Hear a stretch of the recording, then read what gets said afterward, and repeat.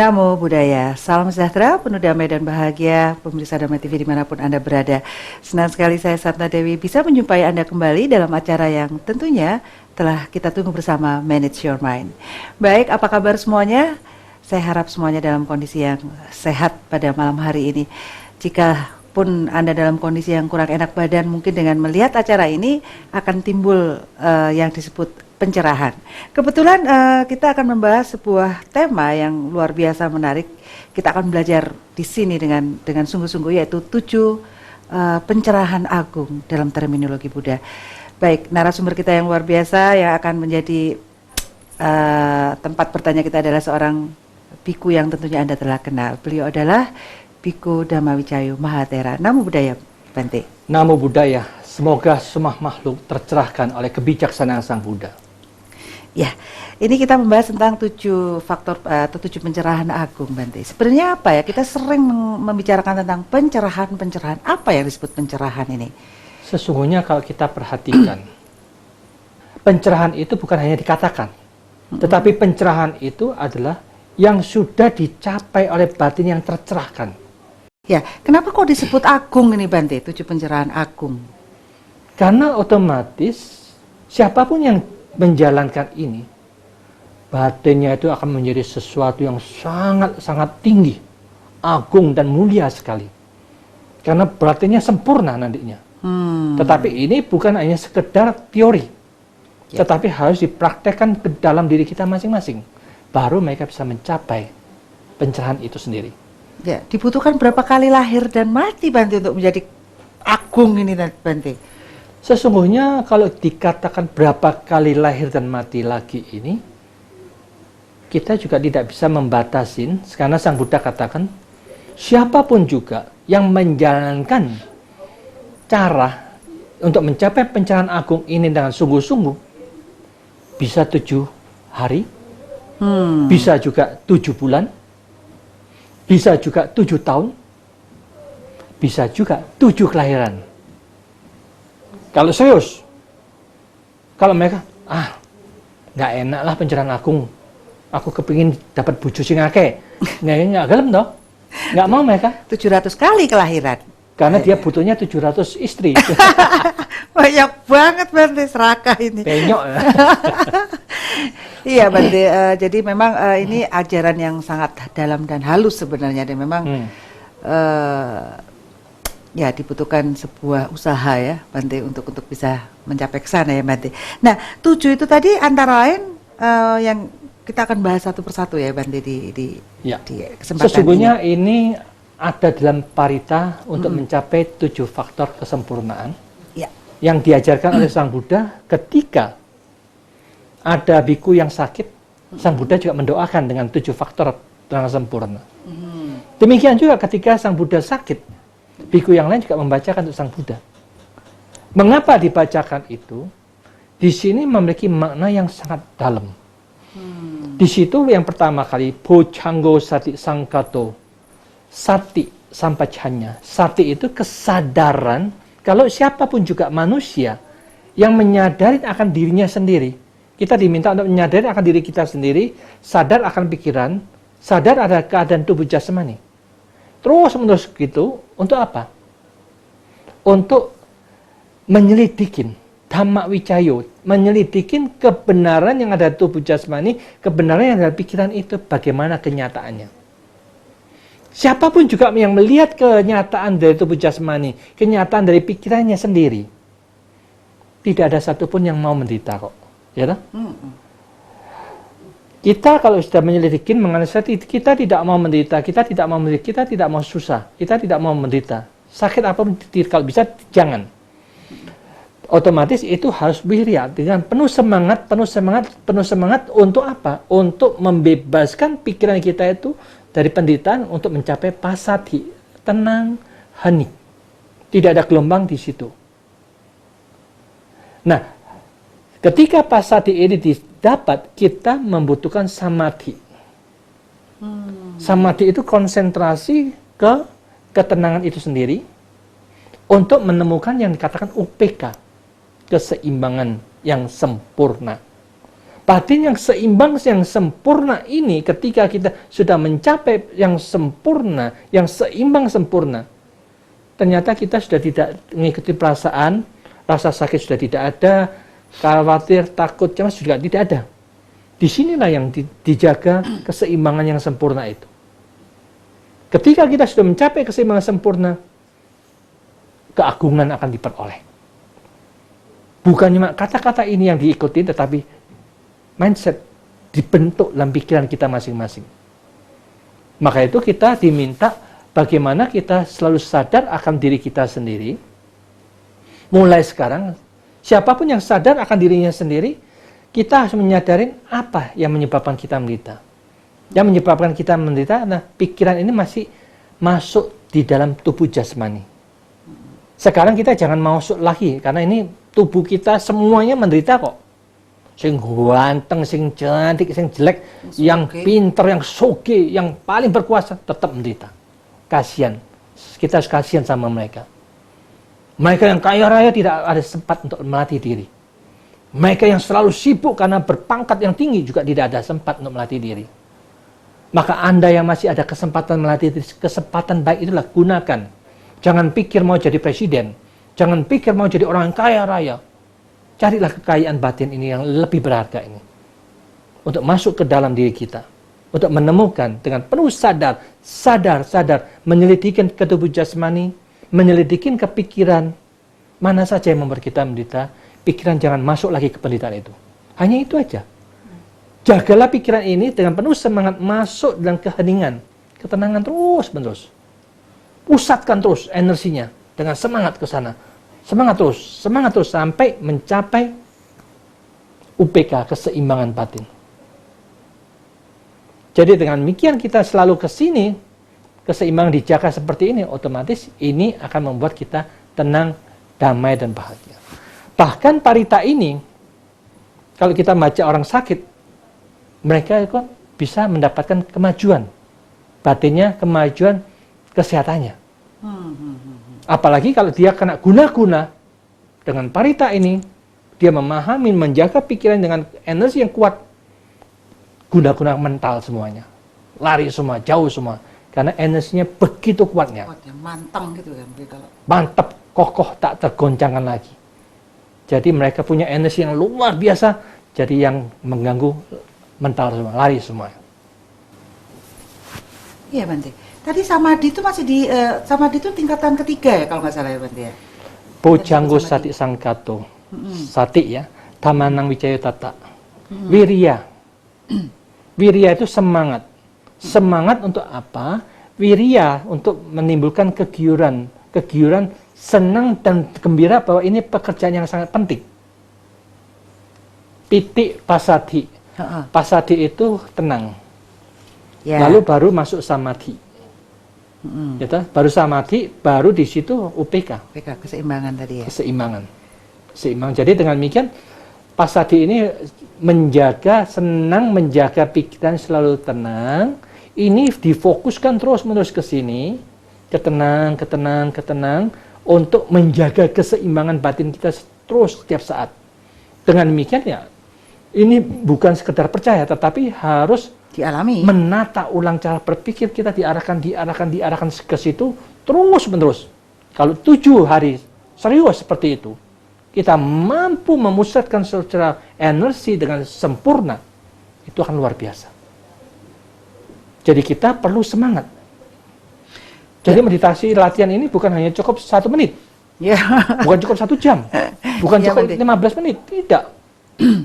Ini hanya satu pengarahan, bimbingan, tapi selanjutnya dijalankan setiap saat. Iya Bante. Hai, nanti kita berbincang-bincang lebih lanjut, lebih dalam lagi ya Bante. Baik pemirsa Dhamma TV, jangan kemana-mana karena kita akan ketemu lagi setelah yang satu ini.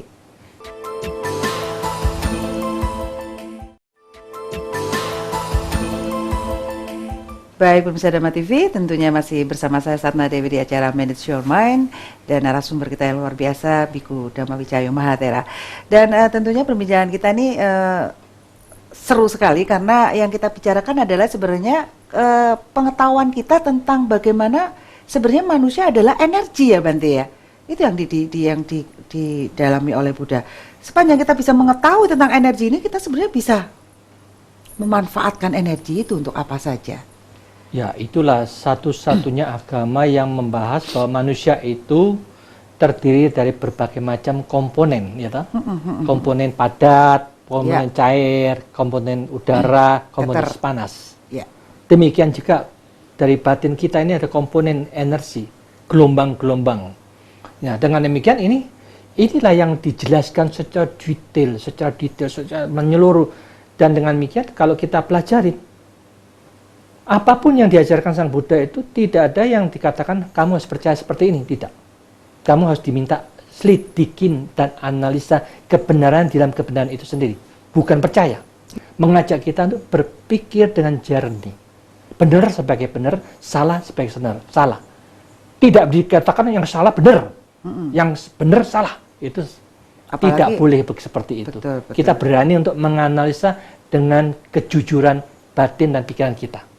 Jadi memang perlunya tanggung jawab dari para pemuka-pemuka ini ya, karena umat itu pun kan juga level-level pemahamannya kan berlapis-lapis, Bante. Ada yang memang sudah nerima, ditelan mentah-mentah aja nggak mau. Seharusnya para cendekiawan yang sungguh-sungguh pintar, yang berani merevolusi kesalahan-kesalahan, keliruologi dari semua bidang apapun juga yang salah itu dirombak untuk diperbaikin, dikasih yang terbaik, yang baik, yang gimana supaya menjadi lebih baik gitu.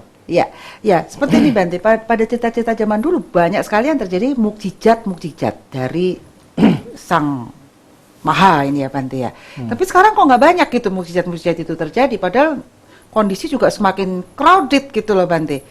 Ada nggak sih cerita-cerita di dalam Buddhis tentang mukjizat ini Bante? Apa yang disebut mukjizat sih sebenarnya? Sesungguhnya mukjizat ini adalah kekuatan dari pikiran.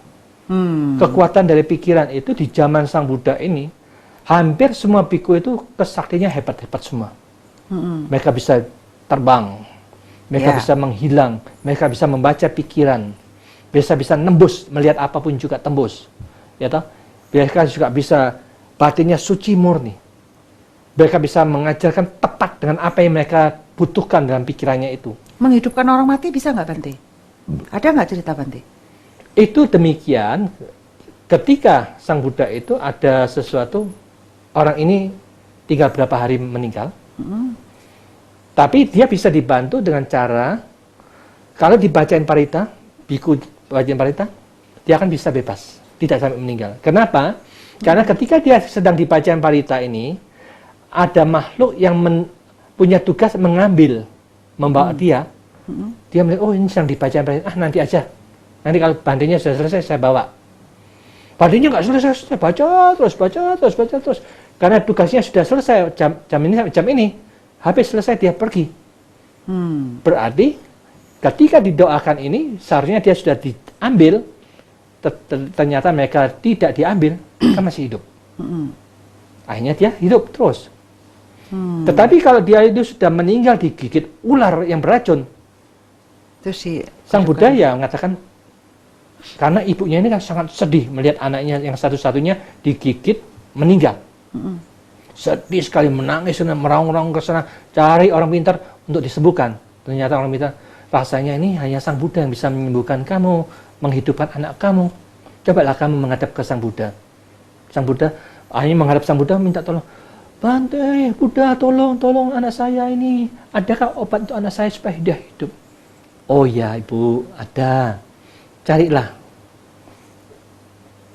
obat ini. Tiap rumah, katakan dia suruh kamu cari wijen di rumah. Nanti kalau kamu mendapatkan wijen itu, tanyakan, adakah dari rumah ini kakek, nenek, orang tua, famili yang tidak pernah meninggal di sini? Kalau mereka tidak ada yang meninggal, baru wijen itu bisa untuk obat kamu. Tanya. Oh, ya ini kakek saya baru meninggal. Oh, yang ini baru bibitnya meninggal. Oh, yang ini baru kakaknya meninggal. Jadi selalu meninggal. Akhirnya dia sadar. Ternyata di keluarga manapun juga semuanya meninggal. Sang Buddha bukan menunjukkan mujizat, tetapi menyadarkan ibu itu bahwa meninggal itu merupakan hukum kealami. Ketika dia sudah menemukan ini, mendapatkan ini, akhirnya menghadap Sang Buddha, dia sadar. Ya, yang mulia, aku ngerti. Anda mengajak saya untuk memahami hukum kebenaran bahwa semua makhluk pasti meninggal. Jadi dengan demikian ini otomatis itulah yang dikatakan kehebatan Sang Buddha. Kita berbicara tentang mukjizat-mukjizat ya Bante. Tapi sebenarnya mukjizat dari Buddha sendiri apa Bante kalau menurut Bante? Saya pernah baca bukunya yang wah luar biasa itu. Ketika Sesungguhnya kemujizatan itu kalau kita setelah memahami itu hanya permainan pikirannya. Jadi kalau mereka memahami permainan pikiran, sesungguhnya tidak perlu terlalu dibangga-banggakan. Dari mujizat yang paling mujizat, itulah kemampuan dari tiap-tiap individu untuk melenyapkan semua penderitaannya, melenyapkan semua kekotoran batinnya, dia hening, damai, bersih dari kekotoran batin, itulah mujizat yang paling hebat. Tunjukkan kehebatan di dalam pikiran kita, bagaimana buat batin ini ditata ulang, supaya batin ini tetap jernih, tetap damai, tetap bahagia, tetap hening, always joyful. Itulah kemujizatan yang luar biasa, karena dia dapat manfaat. Baik pemirsa Dhamma TV, jangan kemana-mana karena kita akan ketemu setelah satu ini.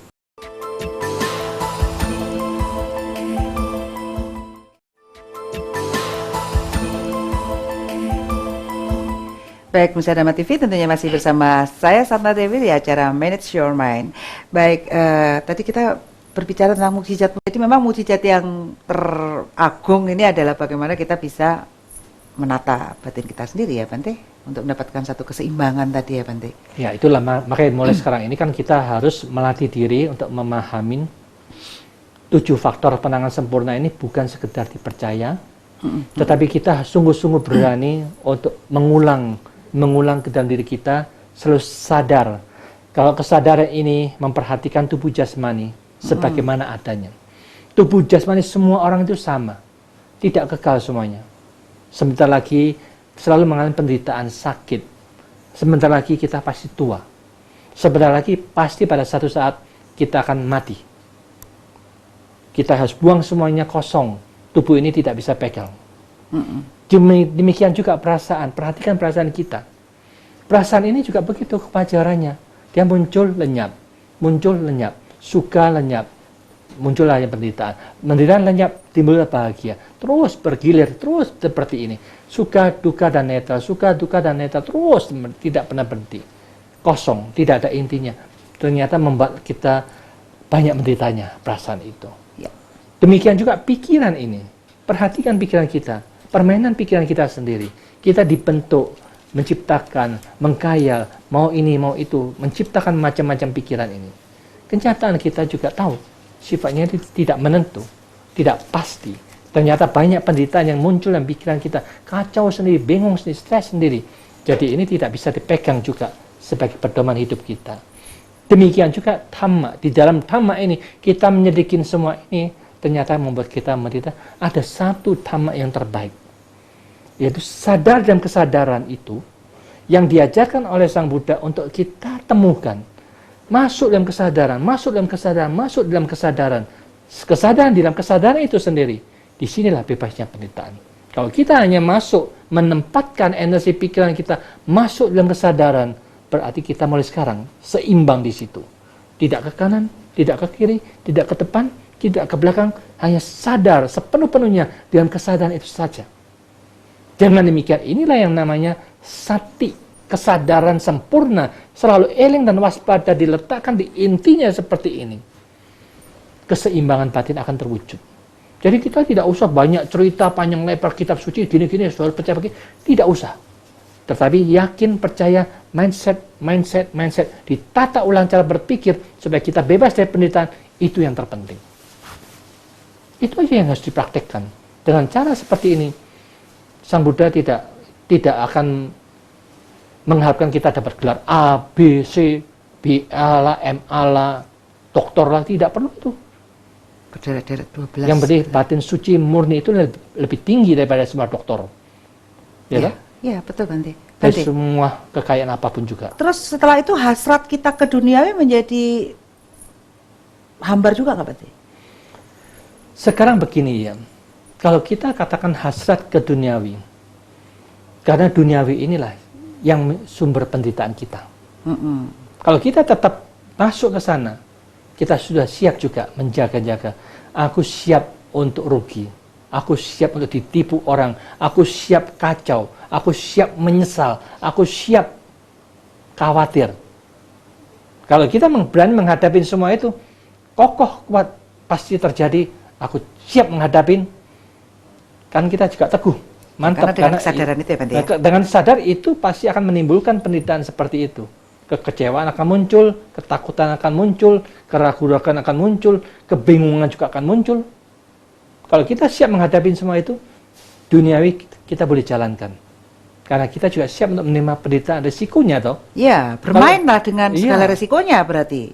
Dengan memahami risiko-risiko. Karena duniawi itu bagikan api, kalau kita sudah siap menyentuh api, terbakarlah tangan kita. Oke, kalau mau siap, silakan. Kalau dunia ibaratnya game, Bante. Jangan api, Bante. Bermain game maksudnya. Bermain game pun juga kita tegang. Yang main game juga tegang. Iya sih. Asiknya kan di situ, ya, Bante. asik tegang kali. Ya, juga stres juga mereka sesungguhnya. Ya. Tapi ya tidak membawa manfaat juga sesungguhnya. Itu membuang waktu.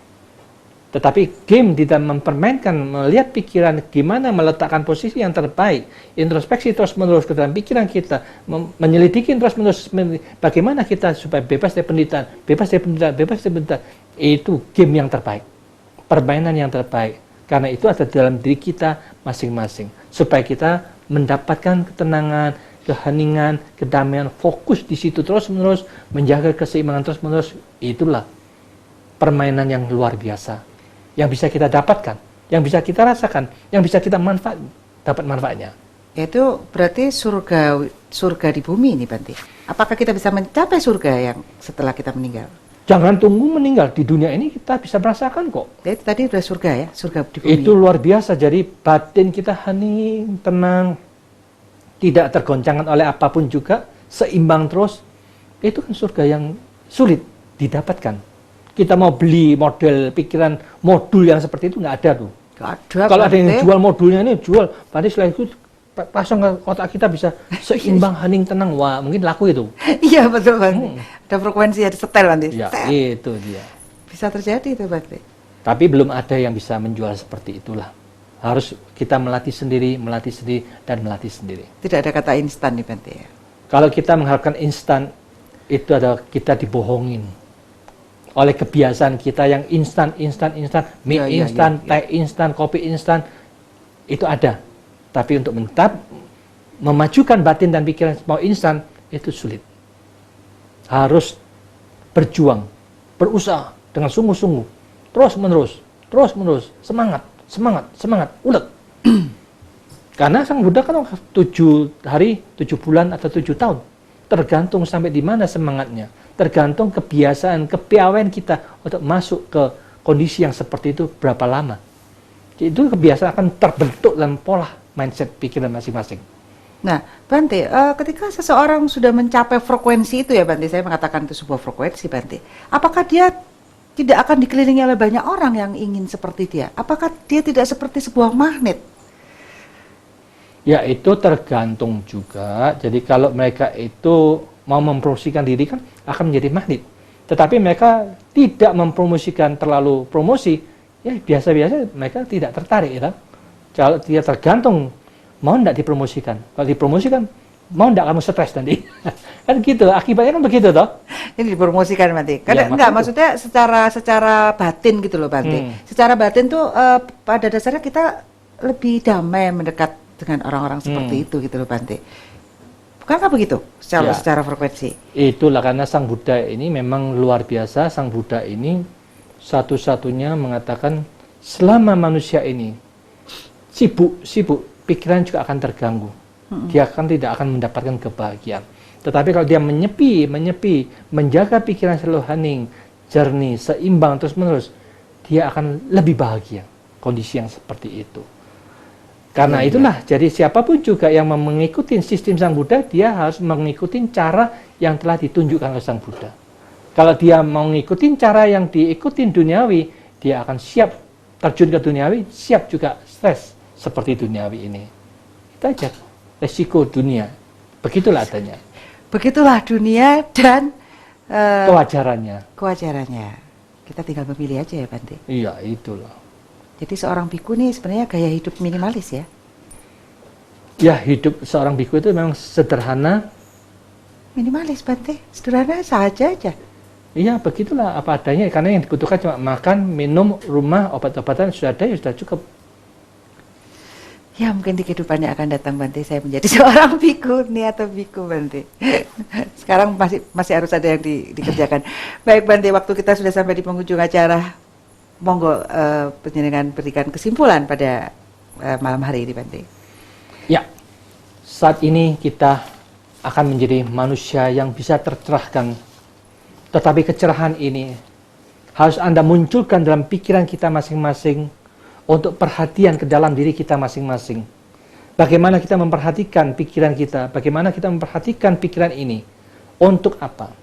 Untuk menyelidikin kebenaran di dalam kebenaran itu sendiri secara menyeluruh. Baik yang di luar maupun di dalam. Bagaimana sifat kewajarannya. Selidikin dan analisa terus-menerus. Dengan penuh semangat.